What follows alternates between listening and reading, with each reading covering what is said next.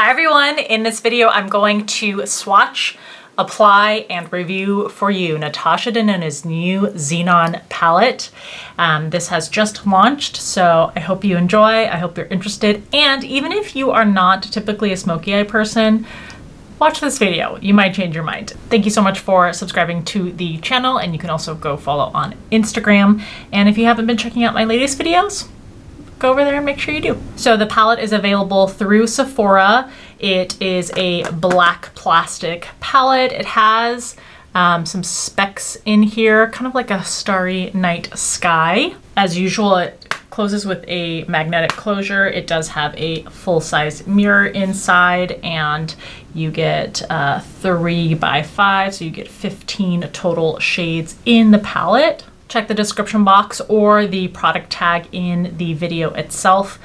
Most of the time there are affiliate links, and anything that I am either wearing in terms of makeup, obviously this palette, or any jewelry or clothing that I can, if I can link it for you, I will in the description box. Oh, you can also get it through Ulta. It retails for $69. Let's look at the description by the company to see what you should expect to get from the palette. A 15-pan cool-toned, sultry set in Natasha Denona's matte metallic sparkling foiled and a new sparkling wet effect formula. Multi-dimensional sparkling in metallic blacks, vivid grays, and icy pinks gives you the ultimate edgy glam and smoky eye essential palette. The formula is supposed to be long-lasting with no fading, creasing, or fallout. Blendable, buildable, and effortless to use. Matte shades are buttery smooth and moisturizing, and it also says all shades are water resistant. I don't think I remember seeing that for other Natasha Denona palettes I have reviewed. So here's what the shades look like up close. It's nice that you've got the name of each shade on the palette itself underneath each pan. Oh, and the other thing I noticed is if you look on the back of the palette, there's a bunch of holes in the palette, which I assume you can, I haven't done it myself, but I assume you can use a pin to poke the pans through. The thing is I don't know that, does Natasha Denona sell individual pans that you can refill these with? Yeah, I just did it. I just popped the pans out. Natasha Denona must sell individuals somewhere, which actually is fantastic because in palettes like these, you always have a set of them that you use up way faster than the others, so it's nice to be able to refill them. But I don't remember ever seeing individuals. I'm gonna look on Natasha Denona's website to see if they sell individual pans. Okay, I could be wrong, but I see mini palettes and I see full palettes and other makeup products, but I don't see any individual pans that they sell. I mean, you could theoretically, if you have another Natasha Denona palette, you could switch out the shades and, you know, swap, but it would be nice if they would start selling individual pans and then you could pop them in there. That would be great. But anyway, let's go ahead back in time, start with a clean face and dabble into these shades to create an eye look. All right, so I've applied my foundation, but nothing else. And if you want to know what this foundation is like, it's Glossier's brand new foundation. It's called the Stretch Fluid Foundation. So I did a whole application and review video on that. I will link that in the upper right hand corner for you to go check out if you haven't seen it yet. I'm gonna go in more with a base color all over. Let's go with Flurry here.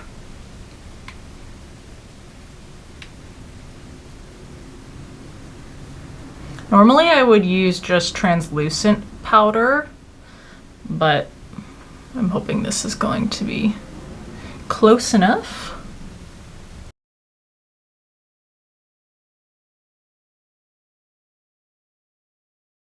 Okay, nice snowy gray shade, matte. I wish there were one more deeper crease shade that was matte in the palette. The only one that I think qualifies for what I'm looking for is Snert. What a weird name, this shade here. So I'm gonna go in with that with a more narrow brush into the crease to emphasize the socket and the shape. Applies really nicely over that brush hair, over that base shade that we put down. Another what I like to call snowy gray, but of course deeper in color. Okay, I have to use Snowbow. That looks incredible. But let's go and define the outer corners first. I think I want to go with, Ebb is more of like a really deep steel blue, black or gray, and then Sposh is more of a deep charcoal color. I think I want to go with Ebb. A little more variety in the colors instead of just being all gray toned. I'm just going in the outer U or outer V, and then dragging a little bit into the crease. And then I feel like Night Sky is not overall as blue as Ebb, but it does have, so the base is more like a deep charcoal, almost black, but these speckles it has are like a midnight blue. So there's a hint of that blue there. I'm gonna put that just in the outer, what I call the outer flick. So not even quite the same V shape, but just really defining that where you would put winged liner normally. Okay, I'm really excited. I'm gonna go in with my fingers into Snowbow.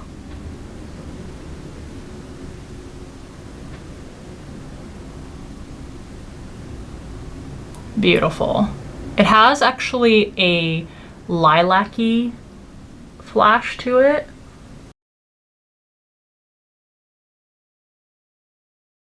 Next to that, I'm gonna put Skift. This one has a silvery taupe tone to it.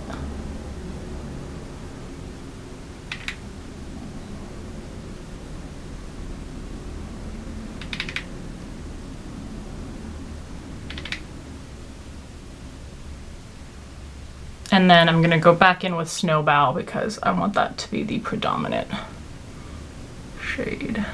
That was a really fast look, much quicker than I thought it would be. Blizzard, I'm gonna go in this shade just underneath the lower lash line. And in the inner corner, we're gonna go in with Rhyme.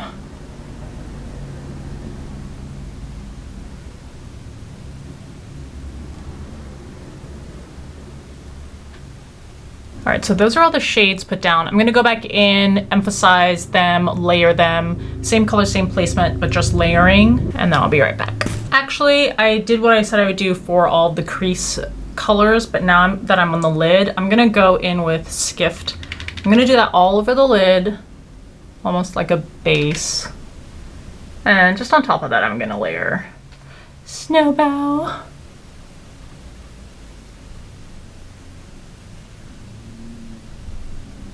All right, there's everything layered. Beautiful. And this is coming from someone who, this is never a palette I would buy just for myself. I'm not a super smoky eyed person. I don't wear smoky eyes almost ever.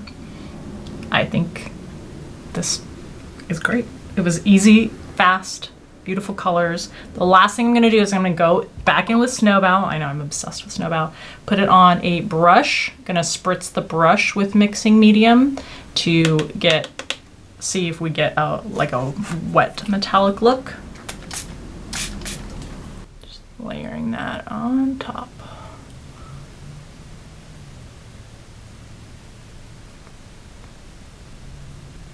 Okay, I'm gonna go back in with liner, mascara, etc. and show you the finished look. Okay, so here's the completed eye look.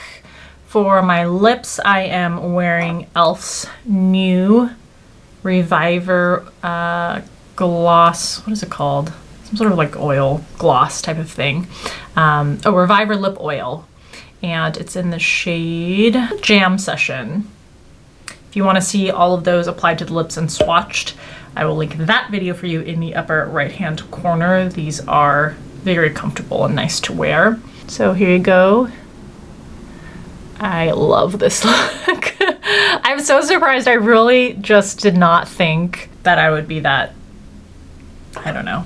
I'm I like this palette a lot more, way more than I thought I would. There are some specks of fallout. You may not be able to pick them up on camera, and I've tried brushing some of them away, but definitely on the under eye area and on my nose there are, you know, several specks of glitter. Nothing major and nothing more, actually less than I expected with the shimmery glittery formulas. Oh, and for my mascara, if you want to know, I'm not wearing false lashes and I don't have any sort of base or anything. Literally the only thing I have on my lashes is one of my new favorite mascaras, not even new, for months.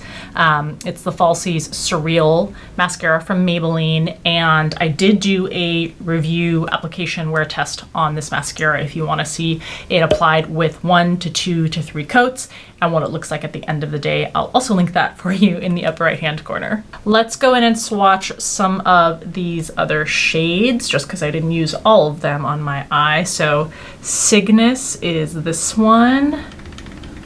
Stellar Grew, I think is how you pronounce it.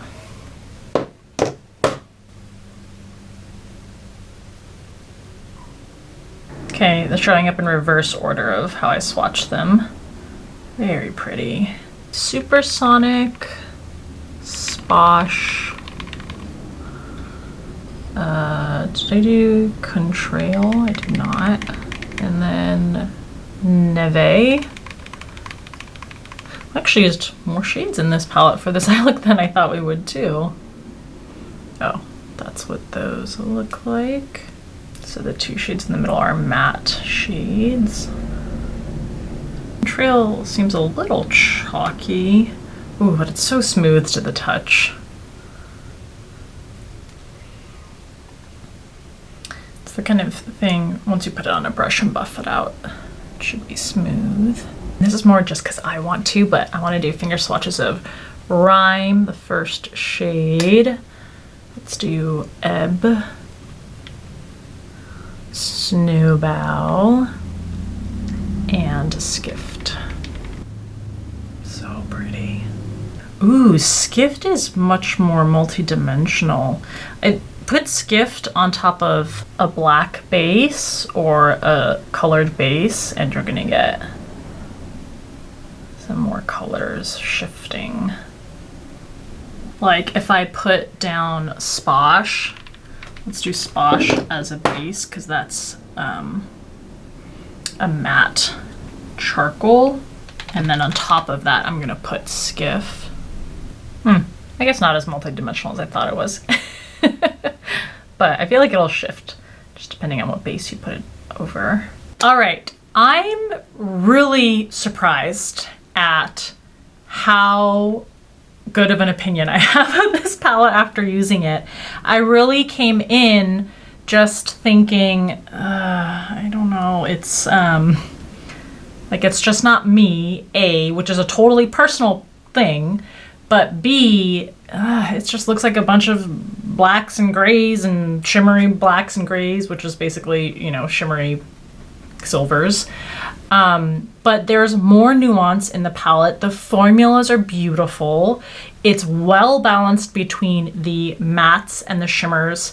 I think my only criticism of this palette is I wish that instead of having 3 of these really pale matte, some shade of gray shades, I would have preferred that one of these 3 be converted into a deeper gray shade like Snert to use as an alternative for a matte crease transitional color, because in my opinion the only one that qualifies is Snert, and I want more than one option in my palette, and I don't need 3 matte shades that are very close to each other in terms of being kind of really pale cream gray shades.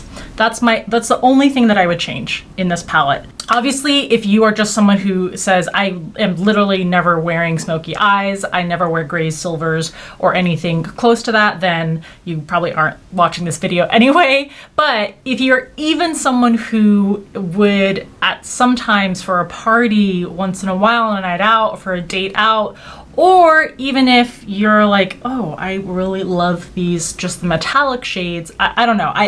My point is that this is much more impressive to me than I thought, and it makes me endeared more towards a smoky eye, which I'm usually not in that category, and makes me excited to do some more smoky eye looks than I usually am, which I really did not go into this review expecting to feel. So bravo. I'm shocked. Like, I'm shocked that I would recommend this palette. Because yeah, even if it were good quality, I thought, I went in thinking, oh, you know, if it's good quality, I'll convey that, but it's just not going to be for me. But solid A on this palette. Even if you don't think you're someone who would use it normally, this might make you more of a smoky eye wearer. And that's a lot to say for a palette. So I hope that you enjoyed. Let me know what you think of the quality of the palette, what category you fall into in terms of whether you're a smoky eye person or not. Any other thoughts or questions that you have. Thank you so much for, as always, taking the time to watch these videos, and I'll see you in the next one.